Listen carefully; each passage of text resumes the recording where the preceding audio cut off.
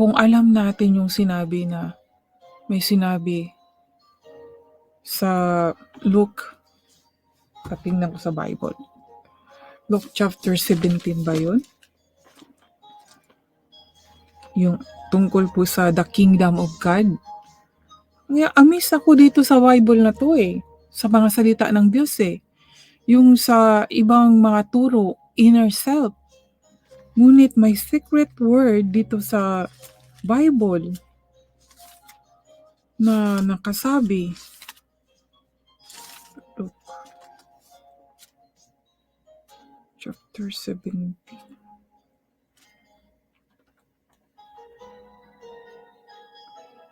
Chapter 17 verse 21.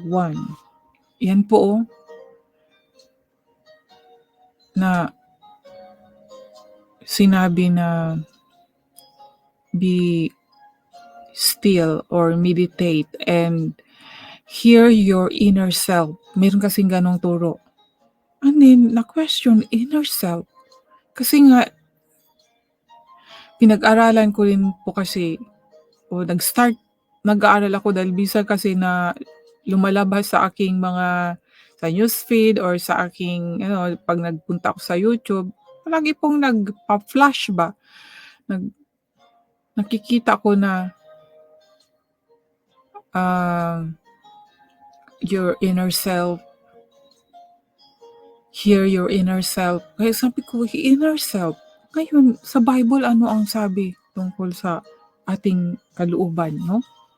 Ito sabi sa Luke chapter 17 verse 21. Neither shall they say, lo here or lo there, from behold, the kingdom of God is within you. So, nung i-compare ko ang dalawang words na to, na ang sabi, the kingdom of God is within. In kasi within. So, sa loob natin. And then, sa iba namang spiritual na turo, hear your inner self. Sabi ko, wala namang kaibahan to pag naunawaan natin itong salita sa Bible. Na sinabi dito sa verse 20, and when he was demanded of the Pharisees when the kingdom of God should come, he answered them and said, the kingdom of God cometh not with observation. Neither shall they say, lo here or lo there, for behold, the kingdom of God po ang sabi, is within you. It's not with observation, but the kingdom of God is within you, within us, sa loob po natin. Tapos sa ibang turo po, yung mga law of attraction, ang sabi, examine or hear your inner self. Pakinggan ang inner self natin, ang sa loob natin. Wala pong kaibahan ito, mga kaibigan, sa aking pangunawa. Kaya nasabi ko talaga, ang sagot dito sa sinabing the kingdom of God is within you because we need to know who is in our inner self. Sa ibang word, no, naturo mga kaibigan. Kaya paano tayo mag-grow kung ang mga ganitong turo ay hindi po ituturo sa atin? Kaya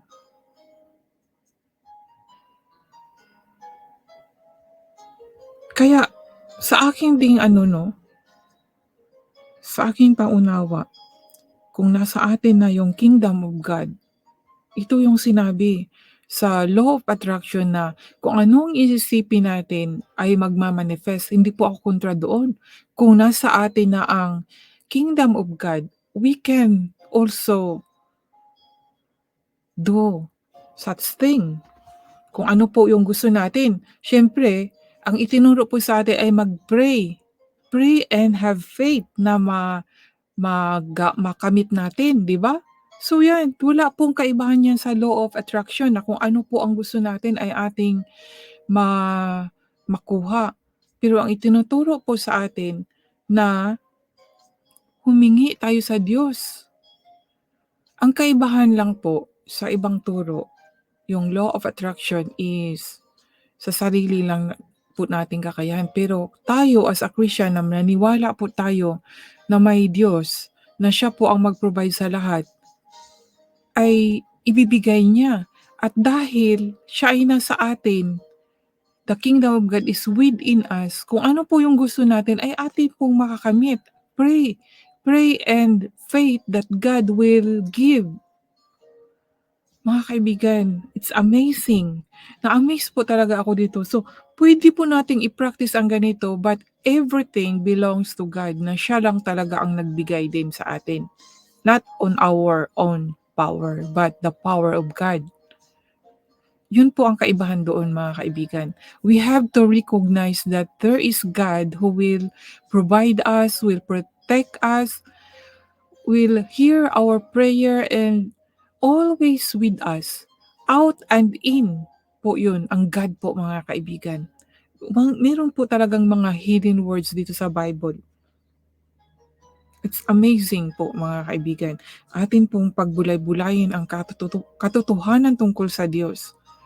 We should recognize that God, all in all, He is power and will provide everything what we need. God will give what we desire. Pero ang gusto lang po talaga niya na kailangan we glorify Him, His name. Yun po ang gusto, mga kaibigan. Kaya everything belongs to God. So basahin natin itong sa Hebrew chapter 11 verse 1 and 6. Ano? Ang sabi dito,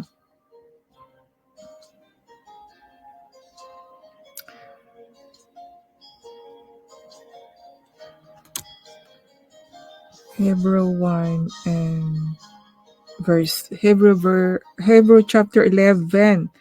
Hebrew chapter 11 verse 1 and 6 pala. Ang sabi dito, ngayon, ang pananampalataya ay siyang kapanatagan sa mga bagay na hinihintay, ang katunayan ng mga bagay na hindi nakikita. Di ba sa law of attraction, ang turo po ay i-affirm and then i-picture in mind and believe na makamit. Yun po yung turo, no?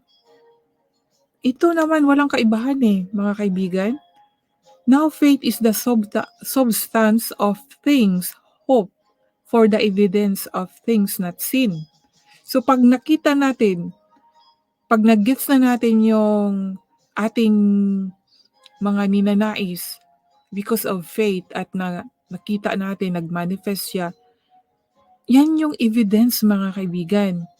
Kaya faith, pray and faith that God will give, will answer our prayer.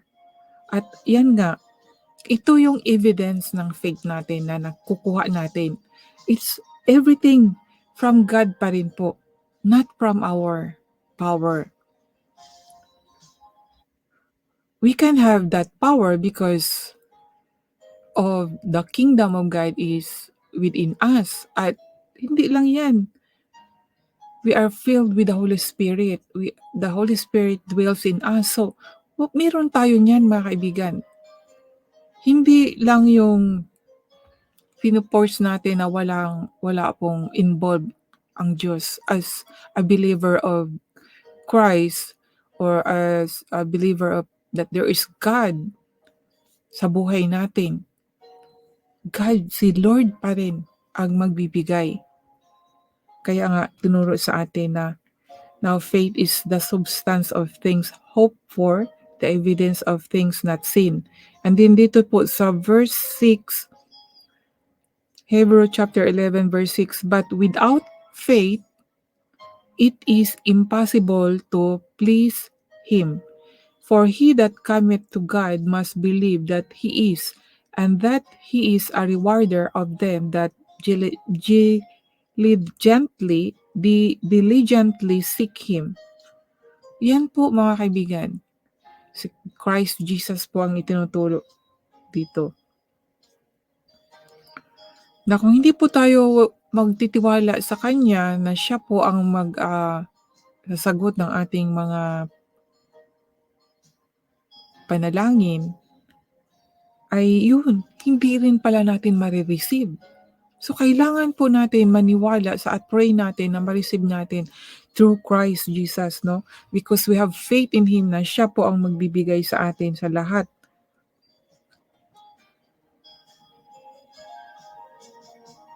At kung walang panampalataya ay hindi maaring maging kalugod-lugod sa Kanya, sapagkat ang lumalapit sa Diyos ay dapat sumampalatayang may Diyos at siya ang tagapagbigay ganti sa mga kanyang sa mga sa Kaniya'y nagsisihanap.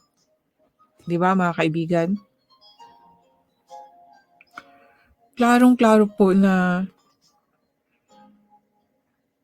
kung walang Diyos ay hindi din po natin makamit. So, kailangan meron tayong pananampalataya na ang ating dasal ay Kanyang ibibigay.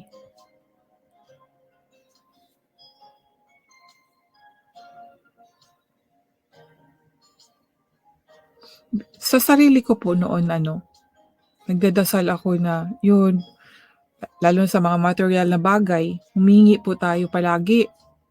Nagwo-work tayo, pero parang kulang, no?